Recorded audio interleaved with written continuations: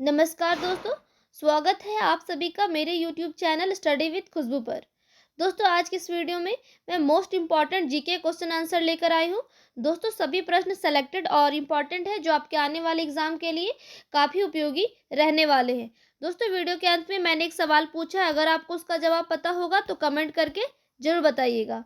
चलिए दोस्तों वीडियो को स्टार्ट करते हैं। पहला सवाल है, रेटिना पर बने प्रतिबिंब का प्रभाव लगभग कितने सेकंड तक बना रहता है। सवाल है, रेटिना पर बने प्रतिबिंब का प्रभाव लगभग कितने सेकंड तक बना रहता है। दोस्तों इस सवाल का सही जवाब है ऑप्शन सी 1/16। रेटिना पर बने प्रतिबिंब का प्रभाव लगभग 1/16 सेकंड तक बना रहता है। दोस्तों अगला सवाल है, प्रकाशीय फाइबर किस सिद्धांत पर कार्य करता है। सवाल है, प्रकाशीय फाइबर किस सिद्धांत पर कार्य करता है। सही जवाब है ऑप्शन डी, पूर्ण आंतरिक परावर्तन पर। प्रकाशीय फाइबर पूर्ण आंतरिक परावर्तन सिद्धांत पर कार्य करता है। अगला सवाल है, ऑप्टिकल फाइबर का आविष्कार किसने किया था। सही जवाब है ऑप्शन बी, नरिंदर कपानी ने। ऑप्टिकल फाइबर का आविष्कार नरिंदर कपानी ने किया था। अगला सवाल है, लेंस किससे बनता है। सवाल है, लेंस किससे बनता है। सही जवाब है ऑप्शन बी, फ्लिंट कांच। लेंस बनता है फ्लिंट कांच से। अगला सवाल है, उत्तल और अवतल दर्पण किसके उदाहरण हैं। दोस्तों सवाल है, उत्तल और अवतल दर्पण किसके उदाहरण हैं। सही जवाब है ऑप्शन बी, गोलीय दर्पण। उत्तल और अवतल दर्पण जो है वो गोलीय दर्पण के उदाहरण हैं। अगला सवाल है, निम्नलिखित में से कौन एक संक्रमण धातु नहीं है। दोस्तों सवाल है, निम्नलिखित में से कौन एक संक्रमण धातु नहीं है। एक्टिनियम, बोरियम, आज़मियम या रेडियम। दोस्तों सही जवाब है ऑप्शन डी, रेडियम। निम्नलिखित में से रेडियम जो है वो संक्रमण धातु नहीं है। अगला सवाल है, निम्नलिखित में से किसमें सिल्वर नहीं होता। दोस्तों सवाल है, निम्नलिखित में से किसमें सिल्वर नहीं होता। ऑप्शन है German silver, horn silver, Ruby silver या लूनर सिल्वर। सही जवाब है ऑप्शन ए, जर्मन सिल्वर। निम्नलिखित में से जर्मन सिल्वर नहीं होता है। जर्मन सिल्वर में सिल्वर नहीं होता है। अगला सवाल है, Rn किसका रासायनिक चिन्ह है। दोस्तों सवाल है, Rn किसका रासायनिक चिन्ह है। सही जवाब है ऑप्शन बी, रेडॉन। Rn जो है वो रेडॉन का रासायनिक चिन्ह है। दोस्तों अगला सवाल है, उस एकमात्र धातु का नाम बताइए जो जीवाणुरोधी होते हैं। दोस्तों सवाल है, उस एकमात्र धातु का नाम बताइए जो जीवाणुरोधी होते हैं। ऑप्शन है सोडियम, एल्यूमिनियम, लौह या कॉपर। दोस्तों इस सवाल का सही जवाब है ऑप्शन डी, कॉपर। एकमात्र धातु कॉपर है जो जीवाणुरोधी होते हैं। दोस्तों अगला सवाल है, पीतल किसकी मौजूदगी में निरंतर रहने से वायु में रंगहीन हो जाता है। दोस्तों सवाल है, पीतल किसकी मौजूदगी में निरंतर रहने से वायु में रंगहीन हो जाता है। सही जवाब है ऑप्शन बी, हाइड्रोजन सल्फाइड। अगला सवाल है, व्यापार में कितने चक्र होते हैं। दोस्तों सवाल है, व्यापार में कितने चक्र होते हैं। ऑप्शन है 4 चरण, 5 चरण, 7 चरण या 8 चरण। दोस्तों इस सवाल का सही जवाब है ऑप्शन ए, 4 चरण। व्यापार में 4 चरण होते हैं। अगला सवाल है, भारतीय अर्थव्यवस्था में शिथिल काल क्या है। दोस्तों सवाल है, भारतीय अर्थव्यवस्था में शिथिल काल कौन सा है। सही जवाब है ऑप्शन सी, जनवरी से जून। शिथिल भारतीय अर्थव्यवस्था में जनवरी से जून जो है वो शिथिल काल है। अगला सवाल है, मुद्रा में रूप व्यक्त किया गया किसी वस्तु का मान क्या कहलाता है। दोस्तों सवाल है, मुद्रा में रूप व्यक्त किया गया किसी वस्तु का मान क्या कहलाता है। ऑप्शन से मूल्य, मांग, उपयोगिता या मुद्रा का मान। सही जवाब है ऑप्शन ए, मूल्य।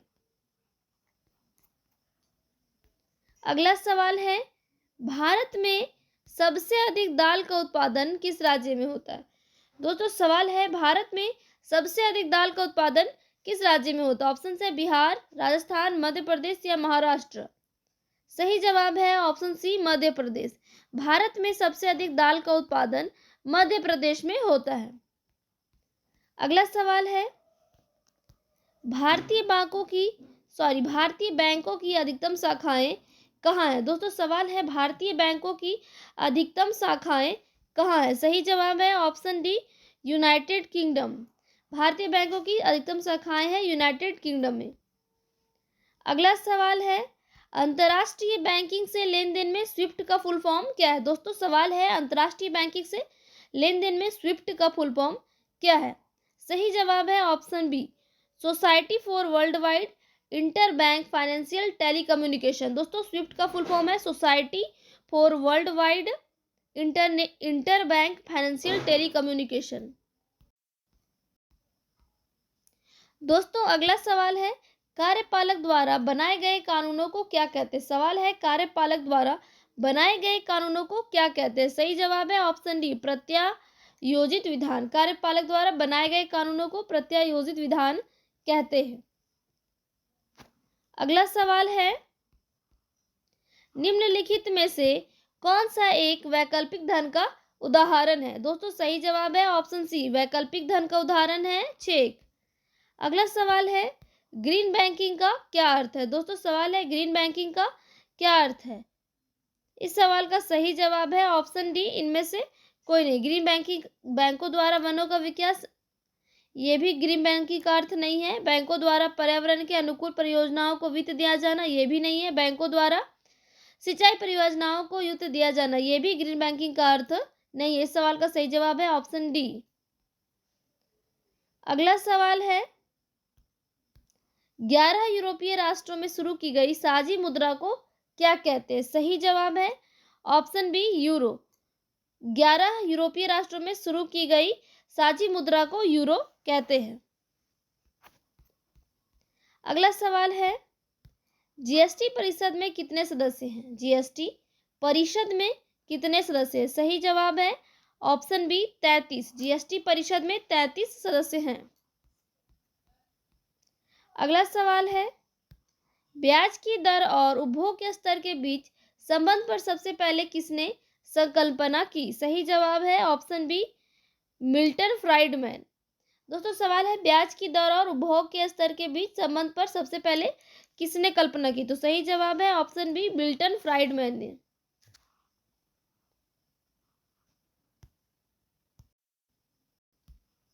दोस्तों अगला सवाल है निम्नलिखित में से किसे उत्प्रवाही द्रव्य माना जाता है। सवाल है उत्प्रवाही द्रव्य किसे माना जाता है। सही जवाब है ऑप्शन ए FII को उत्प्रवाही द्रव्य माना जाता है।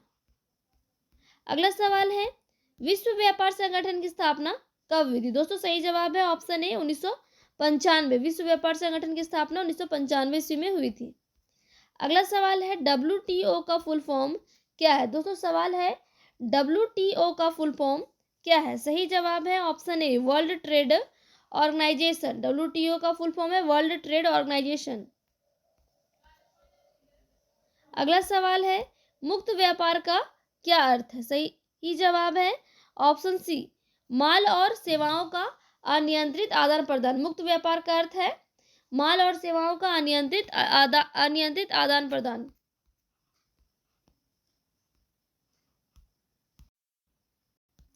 अगला सवाल है निम्नलिखित में से किसी अर्थव्यवस्था में कौन सा कार्य है जो केंद्रीय बैंकों के कार्यों में शामिल नहीं है। सही जवाब है ऑप्शन सी सरकारी खर्च पर नियंत्रण। निम्नलिखित में से सरकारी खर्च पर नियंत्रण जो है वो किसी अर्थव्यवस्था का कार्य है जो केंद्रीय बैंकों के कार्य में शामिल नहीं। अगला सवाल है व्यापार नीति में शामिल है।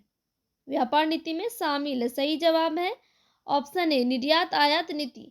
व्यापार नीति में शामिल है निर्यात आयात नीति। अगला सवाल है भारत में स्टॉक मार्केट के विनियमन के लिए कौन सी केंद्रीय एजेंसी जिम्मेदार है। सही जवाब है ऑप्शन डी सेबी। भारत में स्टॉक मार्केट के विनियमन के लिए सेबी एजेंसी जिम्मेदार है। दोस्तों अगला सवाल है भारत में दासमिक मुद्रा प्रणाली किस वर्ष में शुरू हुई थी। सही जवाब है ऑप्शन सी 1957 ईस्वी। भारत में दासमिक मुद्रा प्रणाली 1957 ईस्वी में शुरू हुई थी। अगला सवाल है स्मैश शब्द किस खेल से जुड़ा है? सवाल है स्मैश शब्द किस खेल से जुड़ा है? सही जवाब है option C lawn tennis. Smash शब्द जो है वो लॉन टेनिस खेल से जुड़ा हुआ है। अगला सवाल है निम्नलिखित में से कौन टेनिस में ग्रैंड स्लैम नहीं है? दोस्तों सवाल है निम्नलिखित में से कौन टेनिस में ग्रैंड स्लैम नहीं है? सही जवाब है ऑप्शन बी इंडियन ओपन। निम्नलिखित में से इंडियन ओपन जो है वो टेनिस में ग्रैंड स्लैम नहीं है। अगला सवाल है हिम गोल्ड कप किस खेल से संबंधित है? हिम गोल्ड कप किस खेल से संबंधित है? सही जवाब है option D hockey. Him gold cup hockey खेल से संबंधित है। अगला सवाल है किस टेनिस के सम्मान में स्विस सिक्का डाला गया? सही जवाब है ऑप्शन ए रोजर फेडरर। रोजर फेडरर के सम्मान में स्विस में सिक्का डाला गया है। अगला सवाल है 2018 के हॉकी विश्व कप की मेजबानी किस देश ने की थी? सही जवाब है ऑप्शन डी भारत। 2018 के हॉकी विश्व कप की मेजबानी भारत ने की थी। अगला सवाल है ओलंपिक खेलों में हॉकी में भारत ने अपना पहला गोल्ड मेडल कब जीता था? सही जवाब है ऑप्शन ए 1928 ईस्वी में। ओलंपिक खेलों में हॉकी में भारत ने अपना पहला गोल्ड 1928 ईस्वी में जीता था। अगला सवाल है किस भारतीय हॉकी खिलाड़ी के नाम पर जर्मनी में एक सड़क का नाम रखा गया है? सही जवाब है option A major Dhyanchand. Major Dhyanchand के नाम पर जर्मनी में एक सड़क का नाम रखा गया है। अगला सवाल है मनप्रीत सिंह किस खेल से जुड़े हैं? सवाल है मनप्रीत सिंह किस खेल से जुड़े हैं? सही जवाब है option A hockey. Manpreet Singh जो है वो हॉकी खेल से जुड़े हैं। अगला सवाल है पहले राष्ट्रमंडल खेल वर्ष 1930 में कहाँ आयोजित किए गए थे? दोस्तों सवाल है पहले राष्ट्रमंडल खेल वर्ष 1930 ईस्वी में कहाँ आयोजित किए गए थे? सही जवाब है ऑप्शन सी हैमिल्टन में। पहला राष्ट्रमंडल खेल हैमिल्टन में 1930 ईस्वी में आयोजित किया गया था। अगला सवाल है राष्ट्रीय खेल दिवस कब मनाया जाता है? दोस्तों इस सवाल का सही जवाब है ऑप्शन बी 29 अगस्त। राष्ट्रीय खेल दिवस प्रत्येक वर्ष 29 अगस्त को मनाया जाता है। अगला सवाल है राइडर कप किस खेल के खिलाड़ियों को दिया जाता है? सवाल है राइडर कप किस खेल के खिलाड़ियों को दिया जाता है? सही जवाब है option A golf. Ryder cup जो है वो गोल्फ के प्रसिद्ध खिलाड़ियों को दिया जाता है। अगला सवाल है निम्न खेल में से बुल्स आई शब्द का प्रयोग किस खेल में किया जाता है? बुल्स आई शब्द का प्रयोग किस खेल में किया जाता है? सही जवाब है ऑप्शन डी शूटिंग। बुल्स आई शब्द का प्रयोग शूटिंग में किया जाता है। अगला सवाल है बाउंसर शब्द का प्रयोग किस खेल में किया जाता है? सही जवाब है ऑप्शन डी क्रिकेट। बाउंसर शब्द का प्रयोग क्रिकेट खेल में किया जाता है। अगला सवाल है खेलो इंडिया यूथ गेम्स के तीसरे संस्करण की मेजबानी किस शहर ने की थी? सवाल है खेलो इंडिया यूथ गेम्स के तीसरे संस्करण की मेजबानी किस शहर ने की थी? सही जवाब है ऑप्शन बी गुवाहाटी। अगला सवाल है 2015 में रग्बी विश्व कप उपविजेता कौन था? सही जवाब है ऑप्शन सी ऑस्ट्रेलिया। 2015 में रग्बी विश्व कप दोस्तों 2015 में रग्बी विश्व कप 2015 में रग्बी विश्व कप पुरुष उपविजेता कौन था? तो सही जवाब है ऑप्शन सी ऑस्ट्रेलिया। अगला सवाल है राजीव गांधी खेल रत्न पुरस्कार 2011 का विजेता कौन था? दोस्तों सही जवाब है ऑप्शन ए गगन नारंग। राजीव गांधी खेल रत्न पुरस्कार 2011 के विजेता थे गगन नारंग। अगला सवाल है ब्रोबोर्न स्टेडियम कहाँ स्थित है? ब्रोबोर्न स्टेडियम कहाँ स्थित है? सही जवाब है ऑप्शन बी मुंबई। ब्रोबोर्न स्टेडियम जो है वो कहाँ स्थित है दोस्तों? मुंबई में स्थित है। याद रखिएगा बहुत ही महत्वपूर्ण सवाल है। अगला सवाल है ग्रीन पार्क स्टेडियम कहाँ स्थित है? ग्रीन पार्क स्टेडियम कहाँ स्थित है? सही जवाब है ऑप्शन डी कानपुर में। ग्रीन पार्क स्टेडियम कानपुर में स्थित है। अगला सवाल है आईपीएल टूर्नामेंट का पहला खिताब किस टीम ने जीता था? आईपीएल टूर्नामेंट का पहला खिताब किस टीम ने जीता था? सही जवाब है ऑप्शन ए राजस्थान रॉयल्स। आईपीएल टूर्नामेंट का पहला खिताब राजस्थान रॉयल्स ने जीता था। दोस्तों अब बारी है टेस्ट की। सवाल का जवाब आप लोग कमेंट में बताइए। सवाल है, निम्नलिखित में से किस खेल में गेंद का इस्तेमाल नहीं किया जाता? सवाल है, निम्नलिखित में से किस खेल में गेंद का इस्तेमाल नहीं किया जाता है? Option A football, option B cricket, option C tennis, option D badminton. दोस्तों इस सवाल का जवाब आप लोग कमेंट में बताइए। आप लोगों से रिक्वेस्ट है, अगर मेरे चैनल पर नए हैं तो प्लीज़ मेरे चैनल को सब्सक्राइब कर दीजिए।